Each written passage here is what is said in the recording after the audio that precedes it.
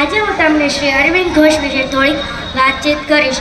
કોલકાતામાં ડૉક્ટર કૃષ્ણધન પિતા અને સ્વર્ણલતા દેવી માતા સને 1872ના રોજ 15મી ઓગસ્ટના દિવસે શ્રી અરવિંદનો જન્મ થયો હતો. ભારત માતા પણ શ્રી અરવિંદના જન્મદિવસે જ સ્વતંત્ર બને છે. શ્રી અરવિંદના શબ્દમાં કહીએ તો કે જો હું ભગવાનના દર્શન માટે ઝંખતો હોઉં તો એ મારી ભારત માતા માટે મારી માતૃભૂમિ અને સ્વતંત્રતા કાજે કેવો ઉત્કટ રાષ્ટ્રપ્રેમ. શ્રી અરવિંદના પત્રો, કર્મયોગી અને વંદે માતરમમાં આગ સરતા લખાણો પ્રગટ થવા લાગ્યા. તેથી બ્રિટિશરો રોષે ભરાયા. એક દિવસ સ્પ્રિંગ્સ પરની ગાડી પર બોમ્બ ઝીકવામાં આવ્યો ત્યારે અંગ્રેજો ધરપકડ માટેના કારણની રાહ જોઈને બેઠા હતા.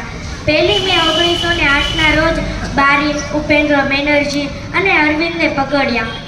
શ્રી અરવિંદ પર કેસ ચલાવવામાં આવ્યો. ત્યારે જેલર, બંદીવાન અને જેલના સંત્રીમાં તેમને વાસુદેવ સર્વમિત એવા શ્રી કૃષ્ણની અનુભૂતિ બંધાઈ અને શ્રી અરવિંદ પર કેસ ચલાવવામાં આવ્યો. એ કેસ ચલાવવાના દિવસે જ અનુભૂતિ બંધાઈ. ત્યારે ન્યાયાધીશની જગ્યાએ એવા નારાયણ એવા શ્રી કૃષ્ણ બિરાજેલા હતા. સરકારી વકીલના સ્થાને શ્રી કૃષ્ણ બેઠા હતા અને મંદમક સ્મિત કરતા હતા. 1 વર્ષની જેલ યાત્રા બાદ તેમને નિર્દોષ છોડી દેવામાં આવ્યા. અંતમાં શ્રી અરવિંદ અખંડ ભારતના પૂજારી હતા. દેશ આઝાદ થયો ત્યારે તેમણે સંદેશ આપતા કહ્યું કે હિન્દ આઝાદ તો થયું પણ તેણે એકતા સિદ્ધ ન કરી.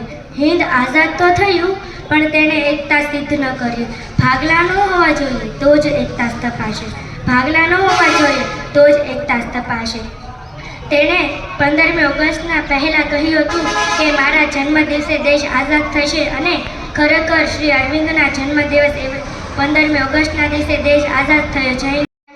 उनका जन्म 2 अक्टूबर 1869 को गुजरात के पोरबंदर गांव में हुआ था. महात्मा गांधी जी के पिता का नाम करमचंद गांधी और माता का नाम पुतलीबाई था. गांधी जी का पूरा नाम मोहनदास करमचंद गांधी था. हम उन्हें बापू और राष्ट्रपिता के नाम से भी जानते हैं. महात्मा गांधी जी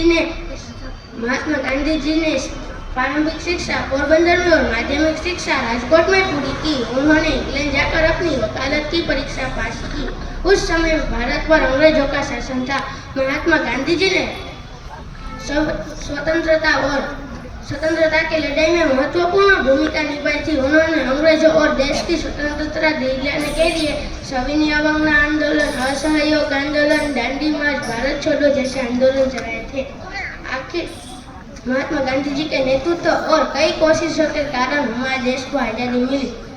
आज़ादी के लिए महात्मा गांधी जी ने सत्याग्रह, सत्य और अहिंसा का मार्ग अपनाया. महात्मा गांधी जी के सत्याग्रह शांति रास्ते पर चलते हुए महात्मा गांधी जी ने अंग्रेजों को भारत छोड़ने पर मजबूर किया. उसका कोई दूसरा उदाहरण विश्व के इतिहास में देखने को नहीं मिलता. भारत माता की जय. वंदे मातरम.